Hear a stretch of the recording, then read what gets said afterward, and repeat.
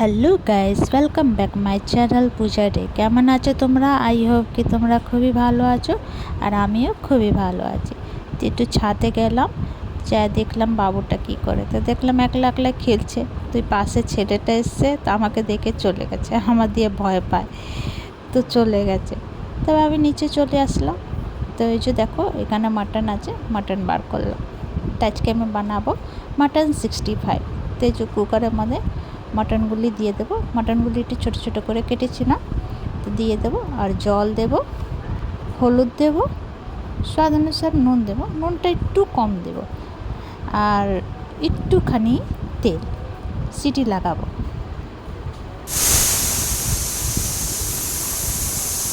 তবে আমি 6টা সিটি লাগিয়েছিলাম, 6টা সিটি লাগিয়েছিলাম, তবে সিদ্ধ হলো। তো এবার আমি সমস্ত মটনটাকে একটা বাটির মধ্যে বার করে নেব। জলটাকে আমি ফেলে দেব। মটনটা ঠান্ডা হয়ে গেলে তো কিছু মশলা দিয়ে দেবো। দেবো হলুদ গুঁড়ো, লঙ্কা গুঁড়ো, গোলমরিচ গুঁড়ো, একটুখানি নুন আমি আগে দিয়েছিলাম, জিরে পাউডার, আদা রসুন বাটা, ময়দা, একটা ডিম। এই সমস্ত জিনিসটাকে ভালো করে মাখিয়ে নেব। তো আমি যেমন সাধারণ আছি অমন সাধারণ টাইপের ভিডিও দেওয়ার চেষ্টা করছি। আশা করি তোমরা খুব ভালোবাসবে। তারপর মাখিয়ে তারপর এখানে 2টো কাঁচা লঙ্কা দিয়ে দেবো, আর আর্ধেকখান নিম্বু দিয়ে দেবো। নিম্বু দিয়ে ভালো করে আবার মাখাবো। তারপর 10-15 মিনিটের জন্য রেস্টে রেখে দেবো ঢেকে।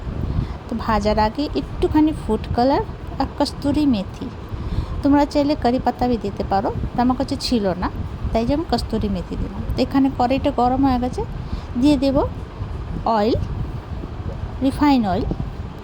তা ভালো করে রিফাইন অয়েলটা গরম হয়ে গেলে মিডিয়াম ফ্লেমে আমি অল্প অল্প করে ফ্রাই করে নেব। তেলের মধ্যে যতটুকু কাটে অতটুকুই দেবো, অর্ধেক বেশি দেবো না। তো ঢেকে ঢেকে ফ্রাই করব, লাল লাল করে ফ্রাই করে নেব। আর এখান দিয়ে বাবু বলছে, মা গন্ধ খুব ভালো বেরোচ্ছে। আমি বলছি হ্যাঁ, তো বল হ্যাঁ। তো পাশে দাঁড়িয়েছিল। তো এই যে দেখো ফ্রাই হয়ে গেছে, এবার আমি নামিয়ে নেব।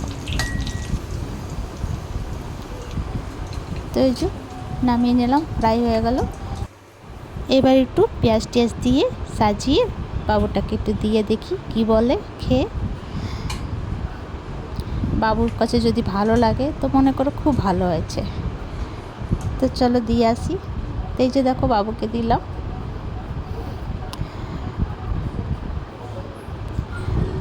তো খেয়ে বলছে, মামা খুব ভালো হয়েছে, টেস্টি হয়েছে। তো খুবই টেস্টি হয়েছিল। তো তোমরা একবার বানিয়ে খেও। তো সমস্ত মাটনটা কেমনি করে ফ্রাই করে নেব। তো এই যে দেখো ফ্রাই হয়ে গেছে। তো তোমাদেরকে আমার ভিডিওটা কেমন লাগলো, ভালো লাগলে প্লিজ লাইক শেয়ার কমেন্ট করো, সাবস্ক্রাইব করে দিও। আবার নতুন ভিডিওর সঙ্গে দেখা হবে। তো তোমরা সবাই ভালো থেকো, সুস্থ থেকো। ভিডিওটা কেমন লাগলো কমেন্ট করে জানিও, আর প্লিজ সাবস্ক্রাইব করে দিও। তো ভিডিওটা এখানে শেষ করছি। Bye bye, take care.